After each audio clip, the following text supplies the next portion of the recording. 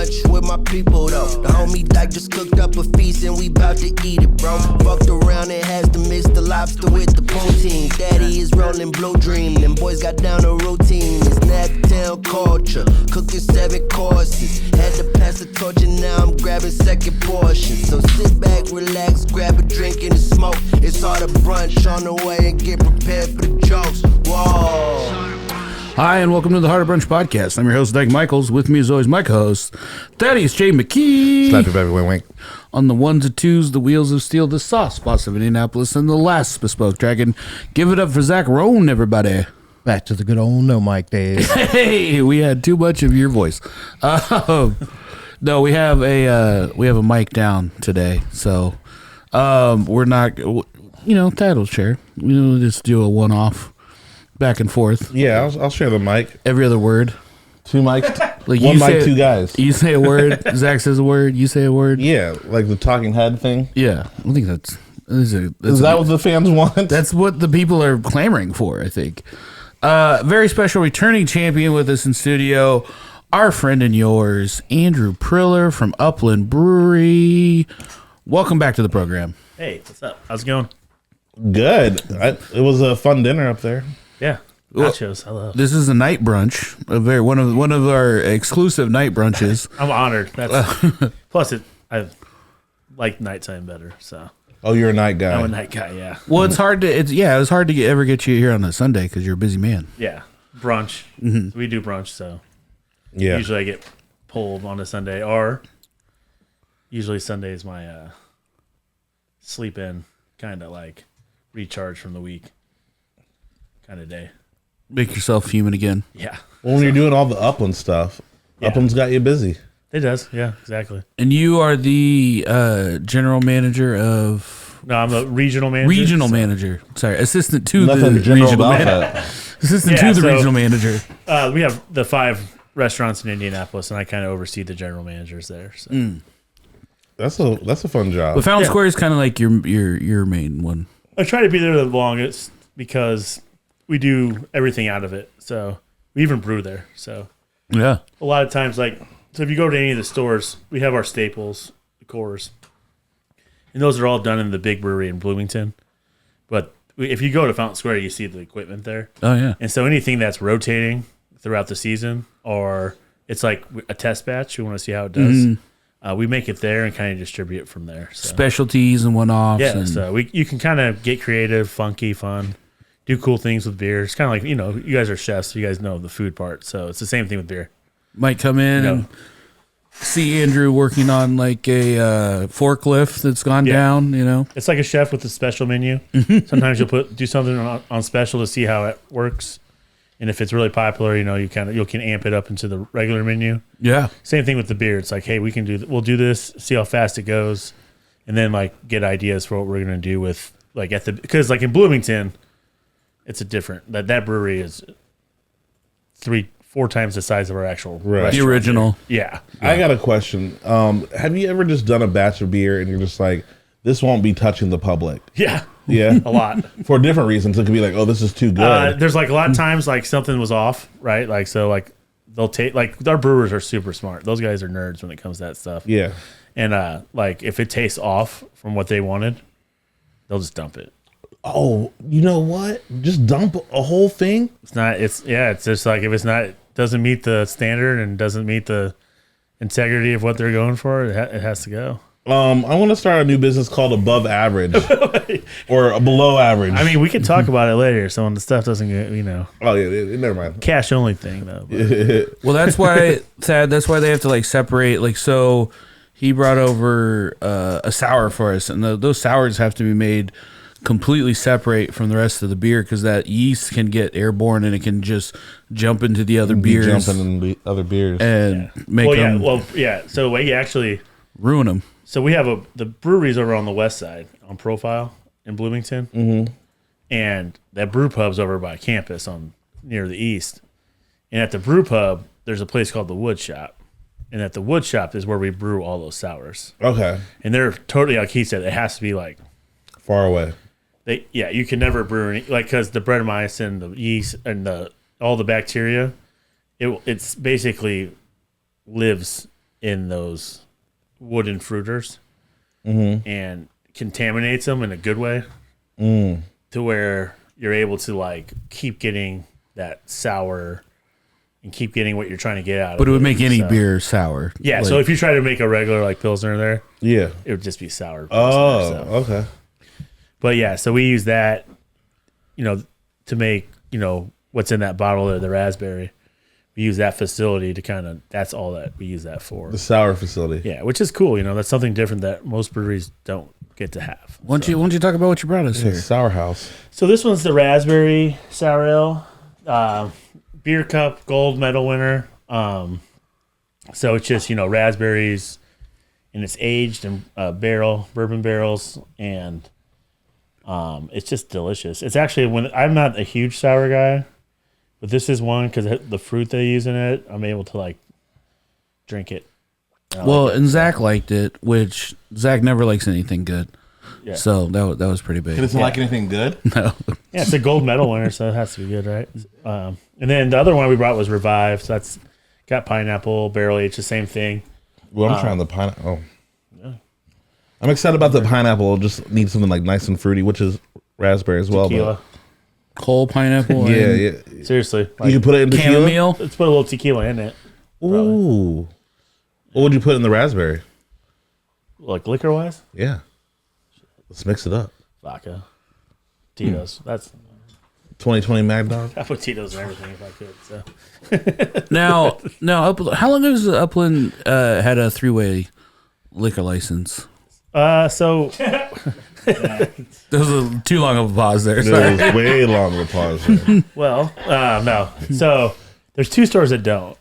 The original Bloomington one doesn't, but they're working on that, and that's going to change soon. And then Carmel, 116th, the little one. But then all the other restaurants that we've opened, we just got them From start. Yeah. But we never really did anything with alcohol until the past 3 or 4 years is when we started. Because we're a brewery, so the focus needs to be the beer. Sure. But then when you start getting into the restaurant side, Yeah.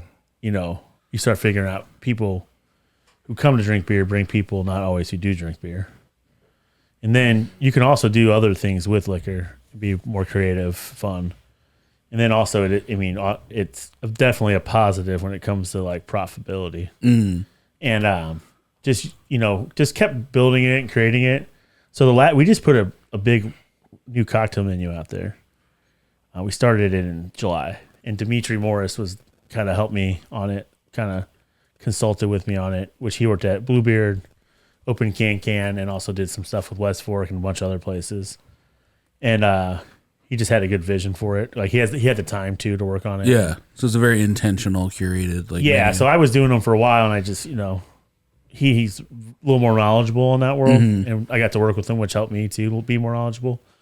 But he put together a really good menu, and then also with training and stuff, he was able to help really get because we've always hired people who are more beer tenders. Now they're becoming bartenders, and so when you go into that world, it's different. Sure. You're building more, so we have seltzers and wine and cider. So I got to tell you one thing that I was very excited about was the Upland hop water. So like half the year I don't drink alcohol, and I'd had a conversation with you. I was like, man, Upland should do an NA beer. And we had a conversation about like the cost and everything with it. It's just you can't do NA beer because you have to have a special permit. It sounds like a kind of a pain. Really? You have to get a certain coalition from Indiana involved, and they have to it has to be definitely perfect. You can't have this.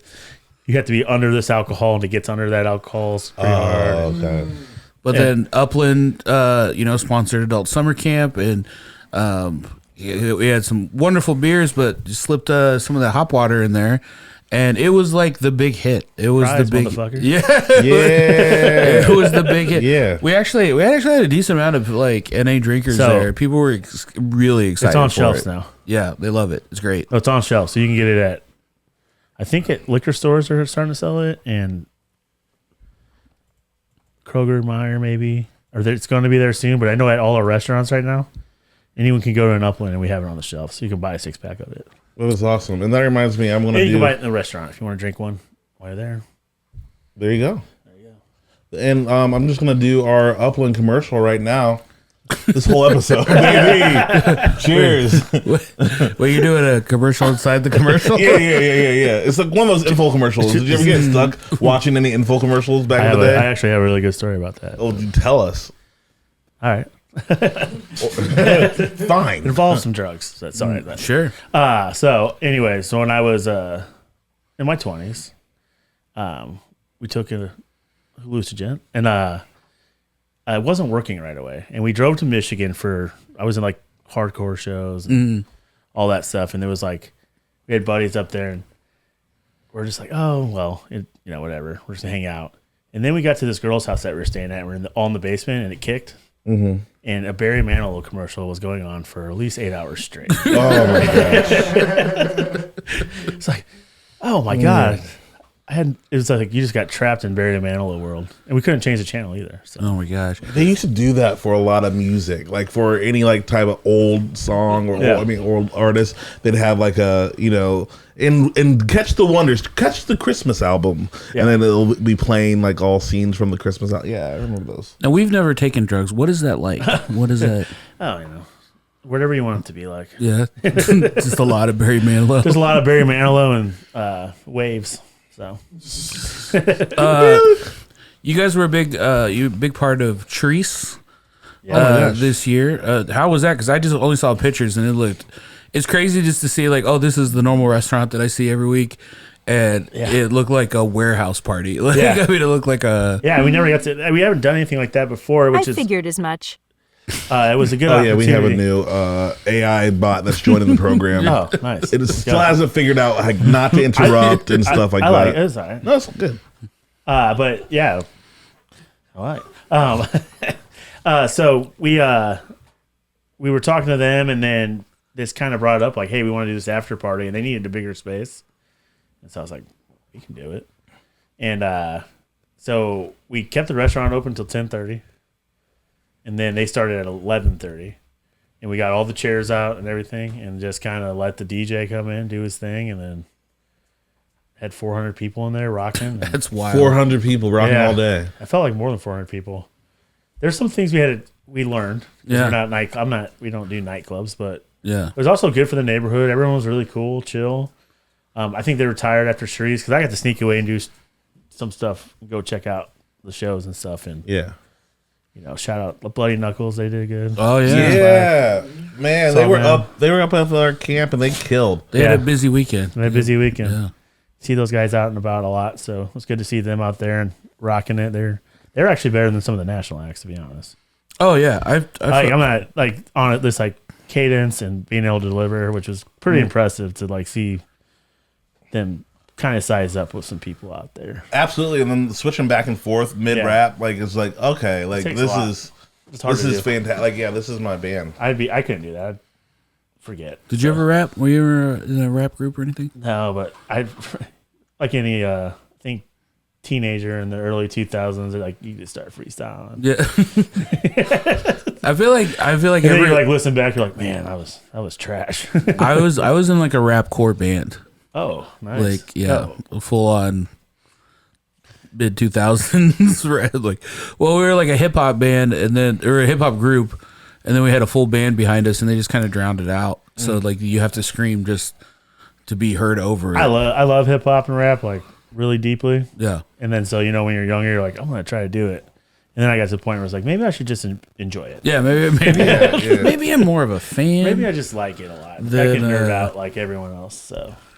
Man, and Fountain Square was the place Purple Underground and Smedley's Dream and all that stuff back in the day. Like I wasn't here yet then, so I grew up. Well, I was in there wasn't a hip hop scene really. Like our band was the first place that played. Like we were the first place to do hip hop at the Melody, and we were the first place to do like hip hop at like.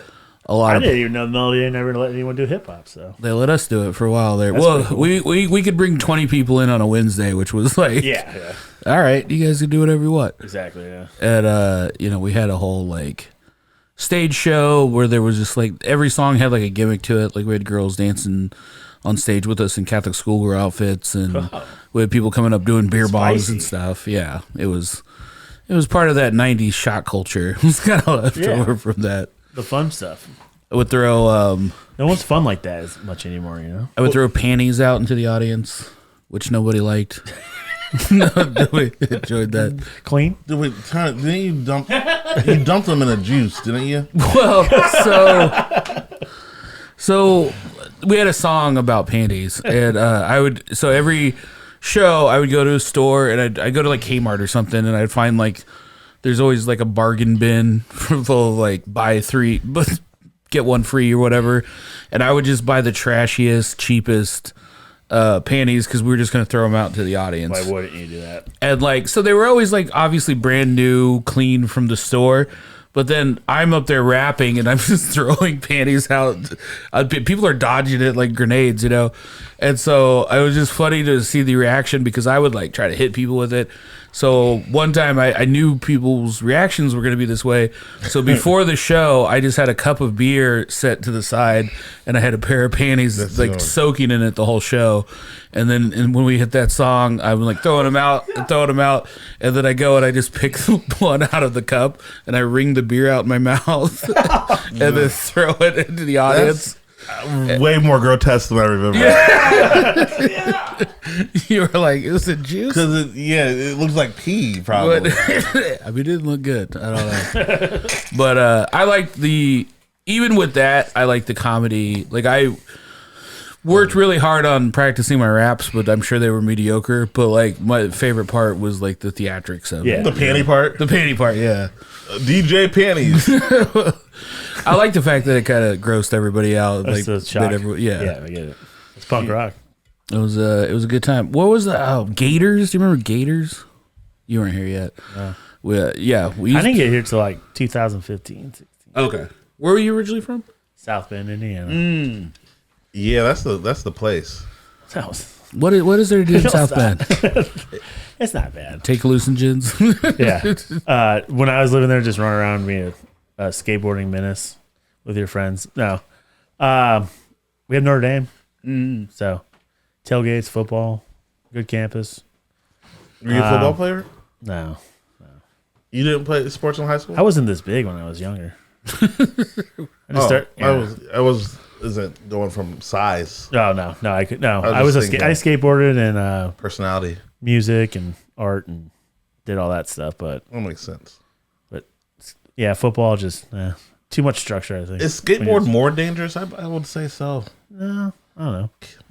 Because you could. I guess the stuff we were doing. Probably. We were doing stair sets and handrails. And going down the stairs, I've seen some bad fail videos that I'm like, I don't know if skateboarding's for me. Now, anymore. like, if I would fall on a skateboard, it'd be over with. I'd be like, if you've done. Call the ambulance. God damn it. Well, it's like Chef Sternberg goes and, like, it rides, like, it does bike tricks on his day off. And, like, saw a picture the other day. It was like he was doing a complete flip. I was like, I'm glad you know what you're doing, man, because, that would be me, and I'd break everything, and then it was like game over. There's some older guys that can still rip it on a skateboard too. See them out there, so yeah. If you got the muscle memory for it, but it just I don't know. Yeah. I'm just like, man, there's no do overs from upside down flipperoonie. Especially when you're what? In 80. 80. I mean, I've thrown my back out from like a hard sneeze, you know, like that's kind of where I'm at. throw my back out at least twice a week. Yeah. So, just from picking something off the ground. So. Yeah, not landing a 20-foot drop and being 80. Yeah. Doctors need to stop this. You said there's old people doing it, right? Oh, yeah. There's old skateboarders. Older than me. Yeah. I want to find that. Did you guys have those like the skate videos back in the day? Yeah. Like the I'd have to CKY kind of style. Kind of. I mean, I guess when we were younger, but then we also had some ones that were like we're trying to be more serious, which one was never that good. But like, this is for you, Dad. Yeah, or like you're trying to get sponsored. Oh, you're like, I want to get sponsored, and then you find out you're like, oh, there's people who are like light years ahead of me and killing it. You know, I never got too much into it. Like I always did like. We always sampled, like, I feel like we microdosed a lot of stuff in my friend group. It would be like, we'd like skateboard in someone's driveway for a day. And then like next day we would like play football. The next day would be like something else. Ballet. I guess like growing up in South Bend, that was cool because like we would like get in my buddy's car and this could be out around the city all day long, just at all kinds of places because you have spots and stuff you go to, and then go eat somewhere, go hang out somewhere afterwards. Like so, kind of like structured your day. It was fun. Nice. So what actually brought you down here? Just change the scenery. I went to college in Fort Wayne. Go Mastodons.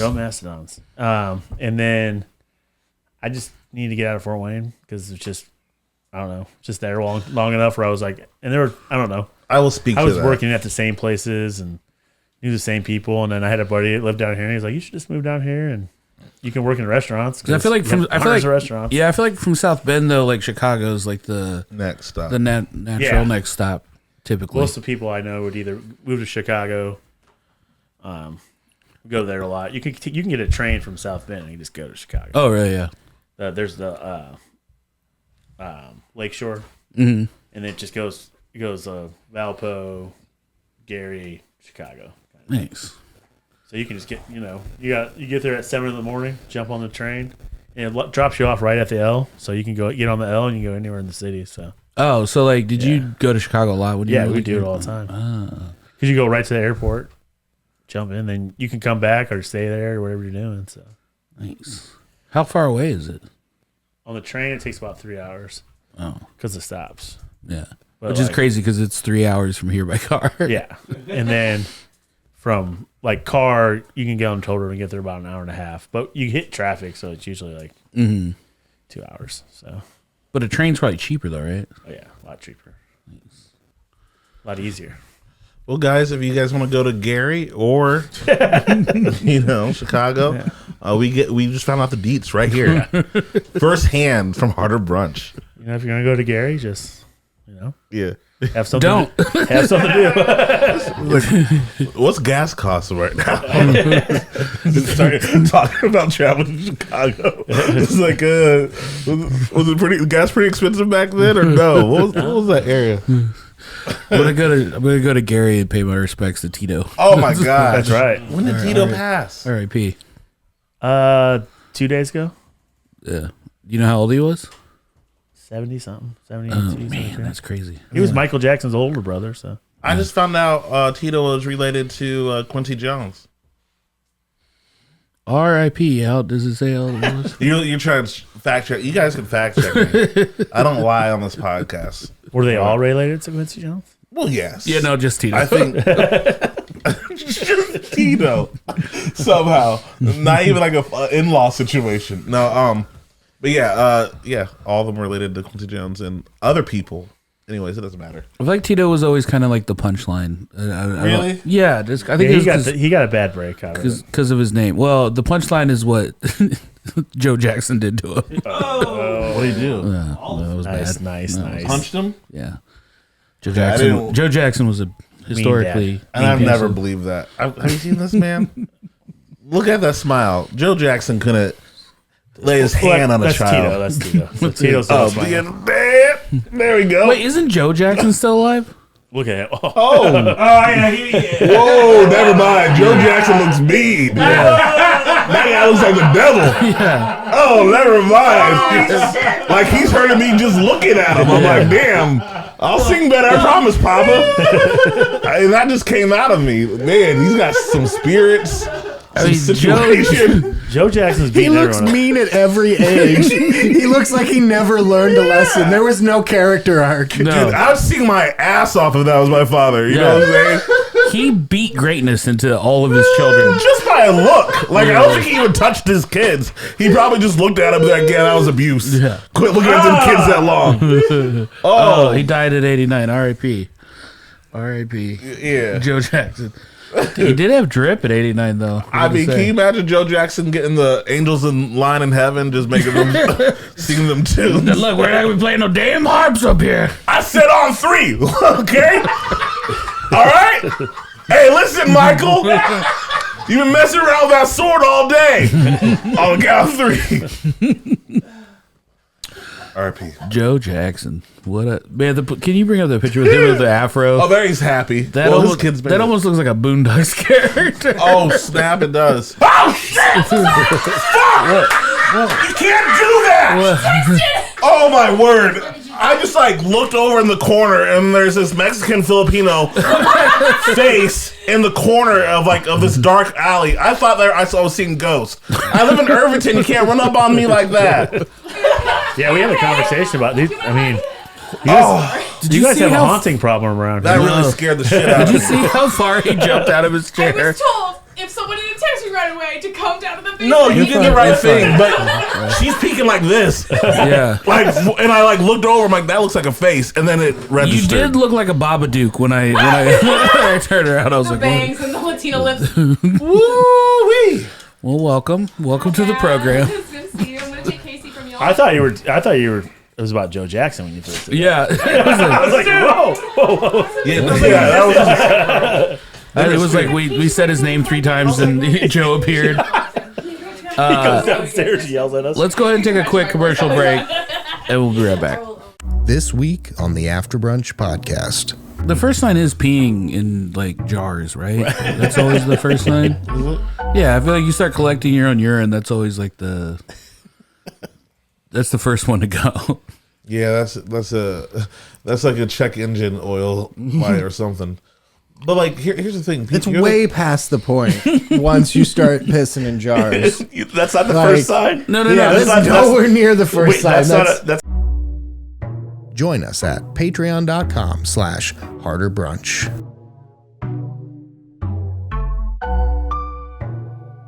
Welcome back to the program. We're here talking with Andrew Priller. Andrew, you came, as we said earlier, on a very special night brunch. Let's go ahead and get into it. It's time for the Smoking Goose brunch breakdown. Smoking Goose, located at 411 Dorman Street. It is their public smokehouse. Smoking Goose has a full charcuterie line, hundreds of paired cheeses, pickles, preserved seafood, snacks, and more. Now, Thad, you love the preserved seafood. You're a big fan of the octopus. I think we should preserve all seafood. Yeah, that's good. I'm glad you. I love octopus. I'm glad you said that. I was showing pictures to our neighbor yesterday, and like he didn't quite believe that we like served the octopus. He just thought it was like a Gimmick? Yeah, like a garnish or something. I was like, no, that's real. I find out a lot of people don't like the idea of octopus. Eating it. What is a tentacle? You know. What do you think of eating octopus? I think it's good, but I've had it. I can see why people don't. Yeah, I think it's a smart animal. Yeah. I feel bad. I'm about not a it. huge seafood guy, but octopus is something I'll eat. Yeah.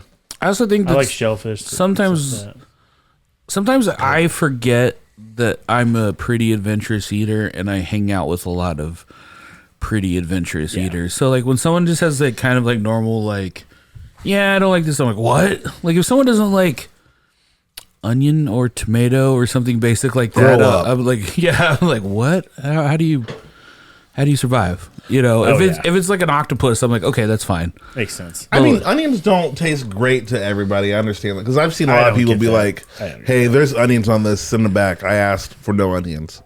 You know, they're just the taste of it. I mean, there's times where like I don't want an onion on something, but most of the time, yeah, it helps. It's an enhancer. it's good. Especially if it's like cooked. Yeah, you know, I like white onions. Like the regular white onion for some reason. What's one thing that's like a no-go food for you? I want to hear that for Zach as well. No-go food? Olives. Olives, black or green?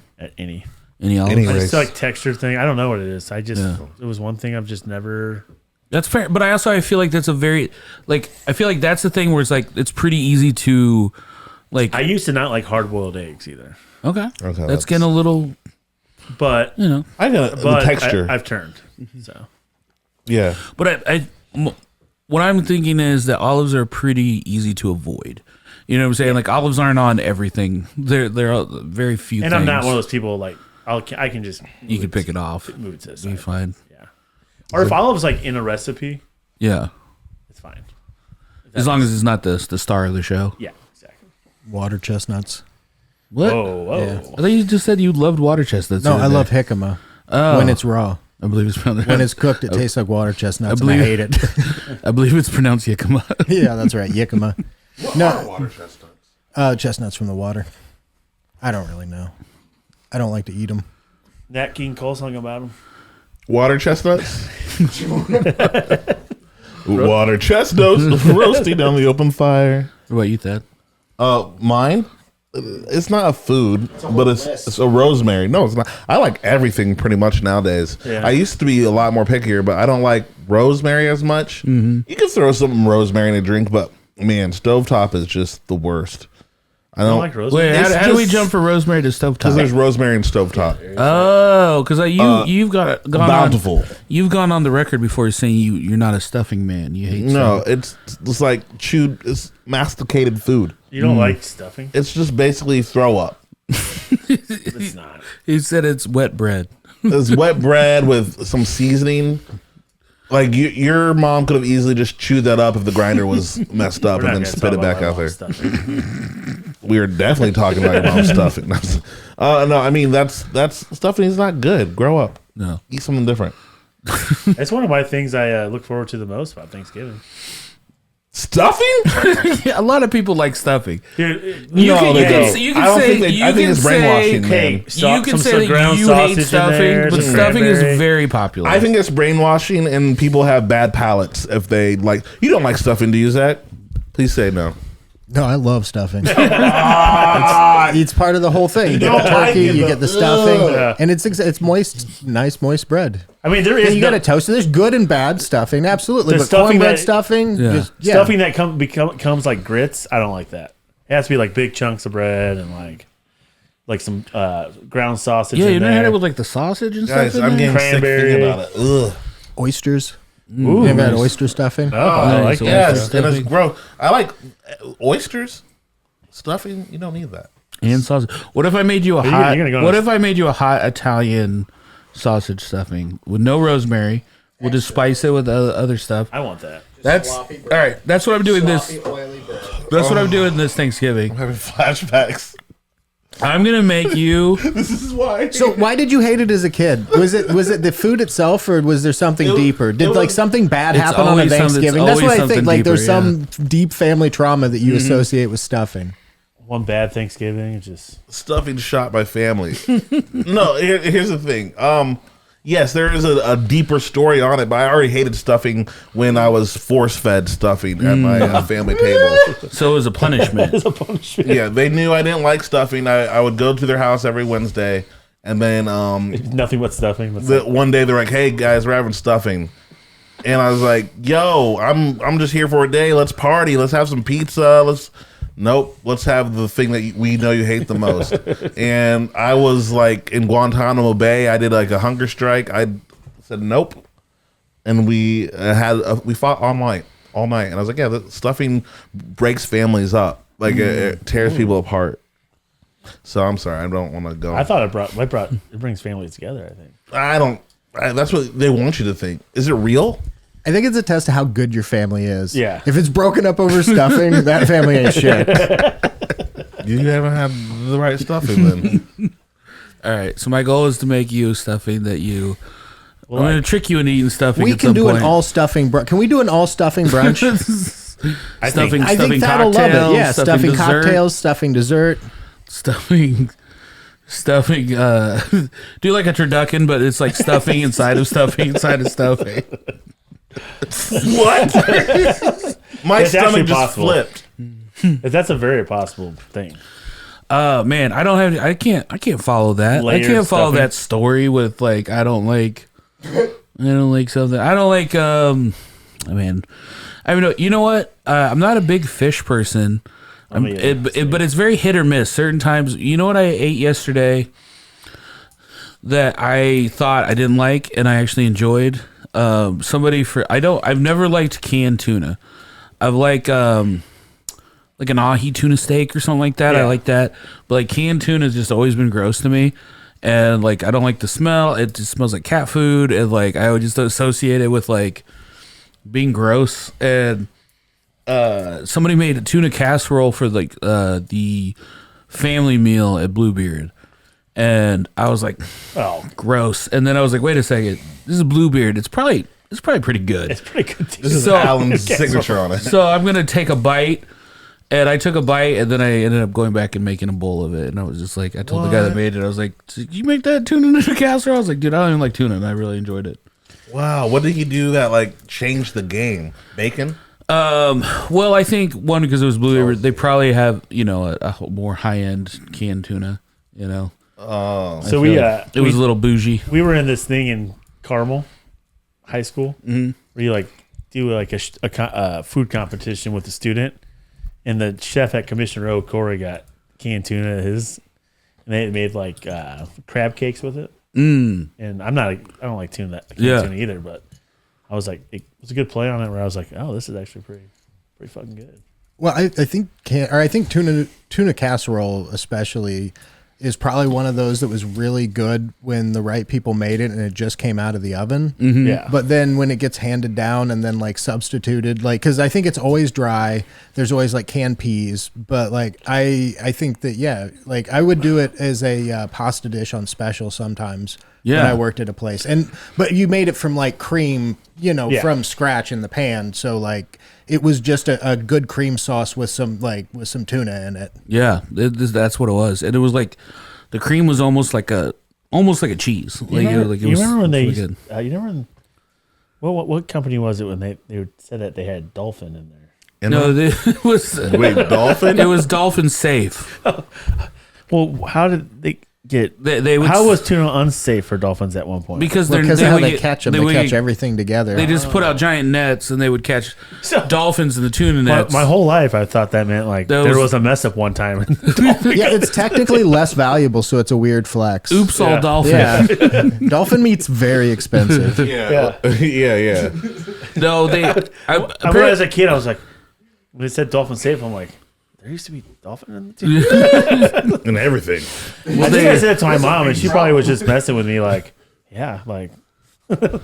I think it was one. I just think it was a selling point. Like at some point, they were like, "Hey, these." I don't think they were catching a bunch of dolphin and processing it into the thing on the package. But it was the mascot. It was like the eat more chicken. It was like eat less dolphin. Yeah. All right. Go ahead. It's time for the Smoking Goose brunch breakdown. Is this Groundhog's Day? Yeah. Well, we did that, but then we took a detour. So I was bringing it back. So we did. We had nachos 2 ways today. It was served family style. We just did nachos with. It was a chicken nacho and then a steak nacho.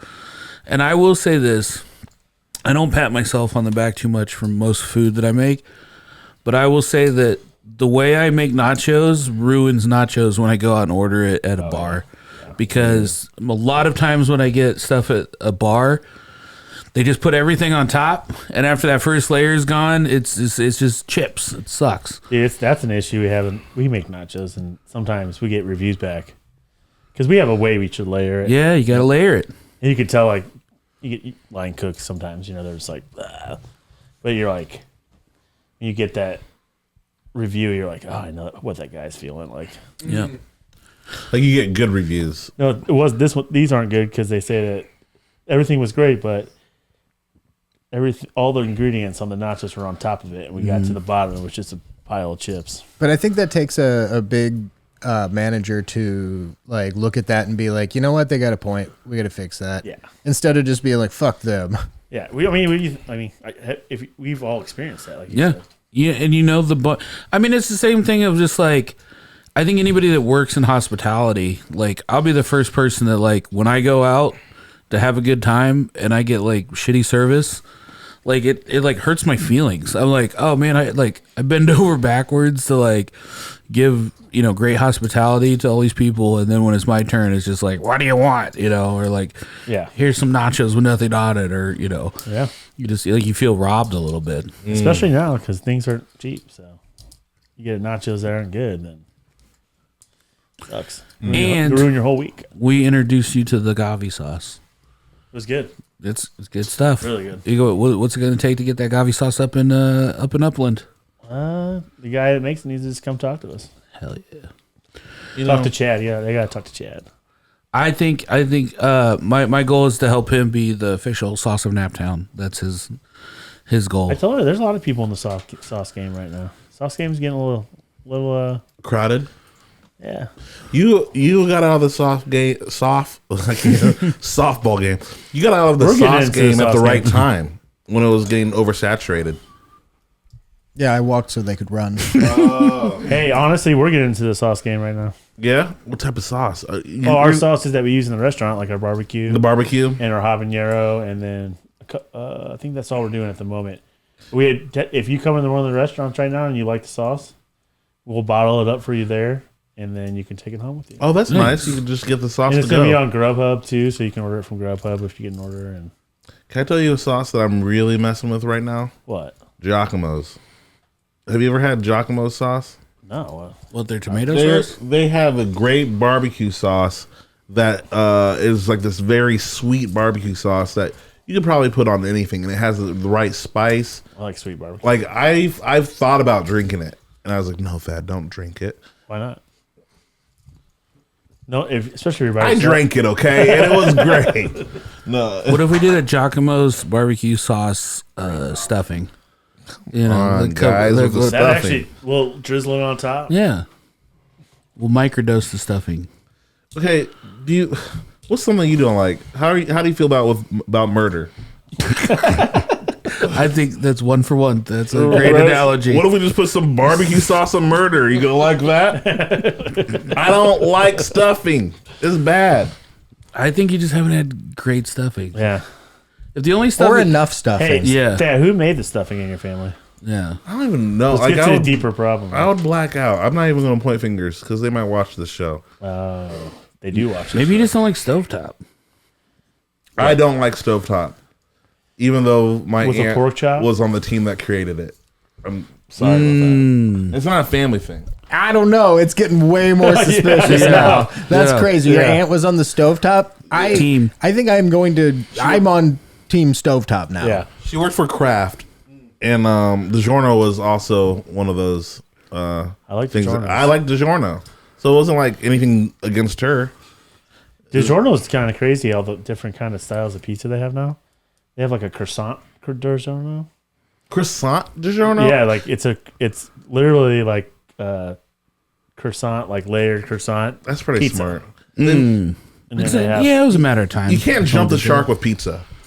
I saw orange chicken pizza like rolls the other day with orange chicken inside them. That'd probably be pretty good. I wonder why they haven't done that sooner. Done the pocket situation. They're like mini pockets. Yeah, but are they pizza rolls at that point, or are they just orange chicken rolls? But it was a pizza roll company. You know, it's a pizza roll. You know that you put in the oven. I didn't know there was multiple pizza roll companies. I only know one. No, there's lots of them. I have the belief that you can't put one thing on pizza that is too much or too gross. You can't jump the shark with pizza. I dare you to try, but you can't. Stuffing? Okay. Wow. Yes. Immediately disproved. Dang it! I didn't mean to set myself up like that. But anything else, pretty much. I'm talking sardines from chicken to whatever. Pineapple. People put pineapple What about on it. nachos? Isn't it kind of like the Hispanic version of stuffing? You put nachos and stuff on there? Wait, I don't think you do if you guys know what stuffing is. nacho stuffing? Good. This is gonna be a bad joke. No, I'm not gonna do it. No. It- Come on, you can own it. It pained me. Say it. I just want people to be like, this is nacho stuffing. And because I hate stuffing so bad. I told you it was bad. I didn't like it. I felt like I was forced to do a joke that I thought would suck. Yeah, you got to do it though. I begged it. I should have done it. Like, I feel like there's going to be a comedian like, rewind that. Yeah. And like, he's not booked. Just lose all my bookings from that joke. I wish Joe Jackson would come down and slap you. There's just like this one episode out of the 300 that you guys have, and they're like, "Oh, he made that nacho joke." But, yeah, nacho stuffing. Yeah, Now, it is a bad joke. do you think, I know this is a jump real quick, do you think we need a Joe Jackson picture down here? I think we do now. I think we need that picture. Right there, He's staring going to at scare away the I spirits. think we need that picture. I think we got to replace the one in the laundry room with Joe Jackson. Oh, the Elon, never mind. Elon Tongue. I'm not going to tell you guys who's in my bathroom. His name's Elon Tongue. He's Bad guy. It was a good cover up, man. It's really good. Long tongue. He's smoking weed on the Joe Rogan podcast. There was a lot of questionable buys that Thad did during COVID. That were I'm just gonna speculate might have been influenced by some COVID drinking. Yeah. A lot of things happen. I don't know. But what he would do is he would buy stuff from all over the political spectrum. He would get drunk and he would buy he would get like an Elon poster, but then he would buy like an Antifa poster at the same time. And then he would forget about them and they would show up and it would be like a weird Christmas gift to himself. Where he's like, why did I buy this? There was one time I bought something I didn't remember, and I remember opening it up in front of you, and you just watching me be surprised. And I was like, what is that? Yeah. I like to support both sides. Oh, there's good people on both sides. Bipartisan. Yeah. And then one time he just bought a poster and he was so excited about it. And then he's like looking at it and he's like, I don't know what's wrong with it. And I was like, what? He's like, it's supposed to light up. And I was like, this is supposed to light up? He goes, yeah, it's a blacklight poster. And I was like, they gotta have a blacklight. That's the first blacklight poster? I had one of those when I was like 12. It showed on the commercial it lighting up. Yeah. And I could have Was been it dark? I was one of the first people to get gotten. I like that too. I was one of the first people to get gotten by AI. I was the first casualty. AI is nuts now. Oh. Yeah, AI is going kind of crazy right now. Like I go from excited, oh, it could do this, to that means it could do this in the future. So I go back and forth with my excitement for AI. We got into a little conspiracy theory today in the kitchen. What's that? We're just talking. People were talking about, and they're like, they've had AI technology for 30 years. Kind of. What?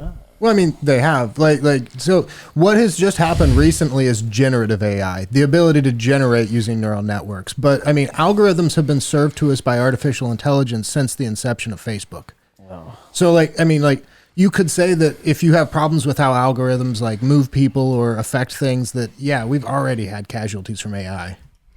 That's why I'd like. Wait, like literal casualties? Well, sure. I mean, anybody that got if you believe that anybody has been radicalized by algorithmic which I mean there have been issues, because even in the early instances, issues with YouTube showing really dark content to people, or getting people involved in suicide games and stuff like that. Suicide games? Yeah, they get propagated through. And so if all these things are being mediated by what an algorithm chooses to show us, I mean, it is ultimately has a large, ability to, influence things. And so, absolutely. How bad do you feel when you get to heaven and you find out that you got tricked by AI in a suicide game? That's what it was. Well, you don't go to heaven then. I do like the idea that there's this big reveal. You go up to the chalkboard and they tell you how many points you got. Yeah. No, you lost because of this. Yeah. You go up to heaven and Joe Jackson's just yelling at you. Yeah. You dumb motherfucker. Boy, you killed yourself because of AI. It was a game. It was a bad game. All right, that's not funny. It's kind of funny. We here at Harder Brunch do not support suicide. Oh, AI. Or AI. Let's try again. I don't support suicide. Okay. AI. I don't support suicide games. I didn't even know it was a game. I didn't even know they had. It's not a good game. You lose every time. How do you win that? Yeah. If someone has a gold medal, they can never kill myself. Sorry, that's not funny either. But if you participated in these games, I'm guessing there's a winner. And well, it was more just games in the way that other people would challenge each other or dare each other to do really bad things. And so those things would get served up to more and more people because they were, or just when people are mad about stuff and spouting off, and then that gets engagement. That's an algorithm reading what it thinks will get engagement and pairing it to an audience. It's not we're coming across that stuff naturally. You know, those things are, even if it's in your following, they're deciding what people in your following you're being shown what pieces of content. And so all of that is even outside of what we really can even know or predict. Like the algorithms that serve that are themselves black boxes. Have you ever been thinking about something and didn't even say it, and then you go on your phone and there's an advertisement for it? Oh yeah. I gotta assume that yes, but I gotta assume that that's because I was talking about it peripherally, like either the day before or hearing about it and then not remembering that I had, thinking that I had just come up with this idea.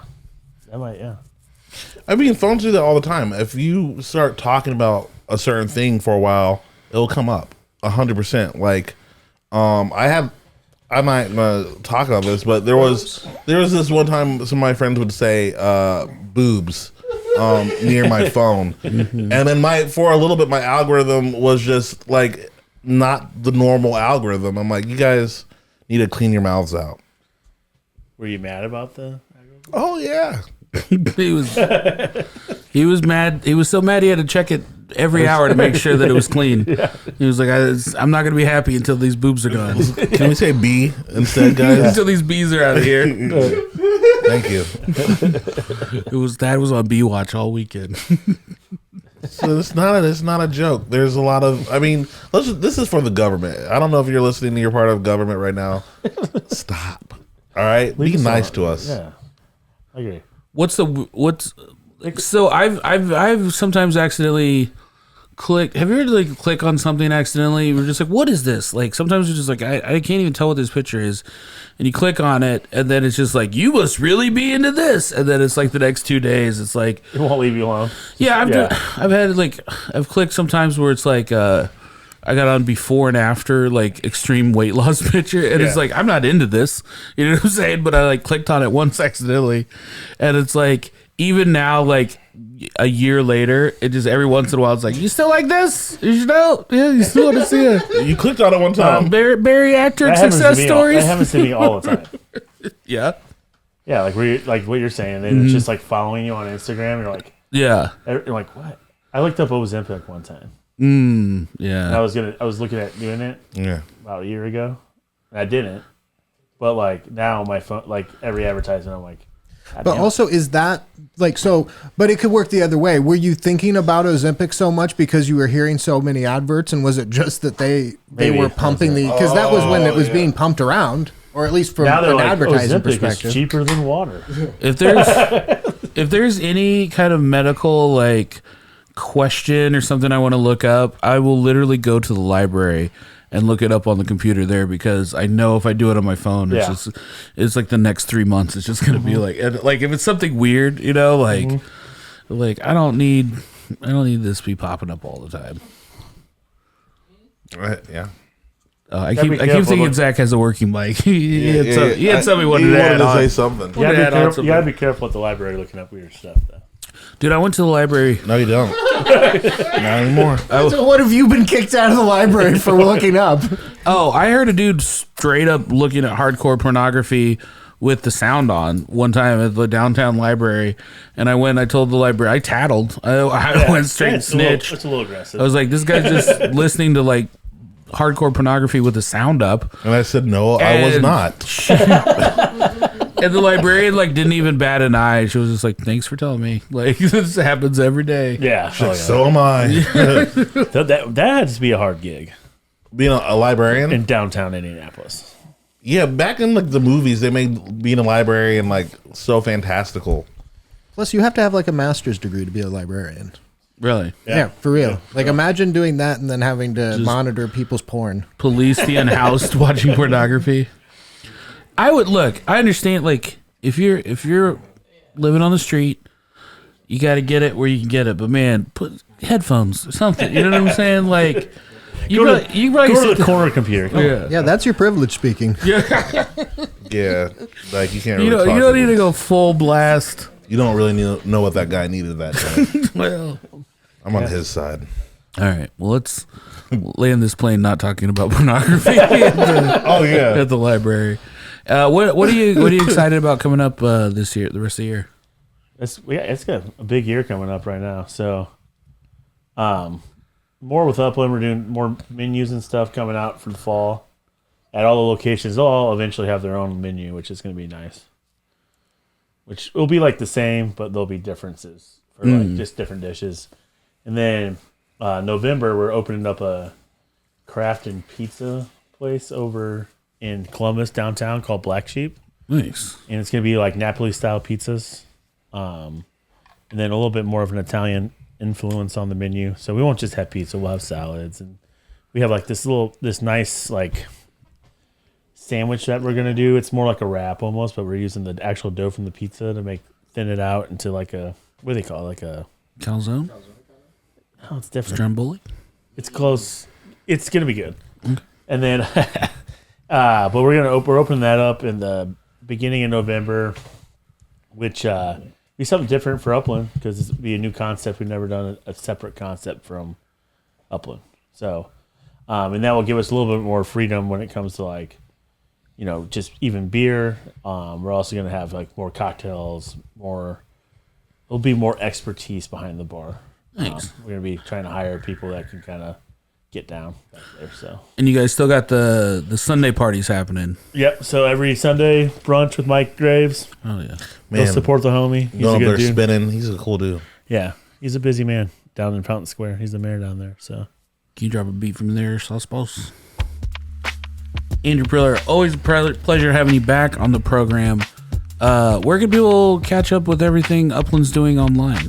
So it's, our Instagram, what do you call it? Tag is at Upland Brewery.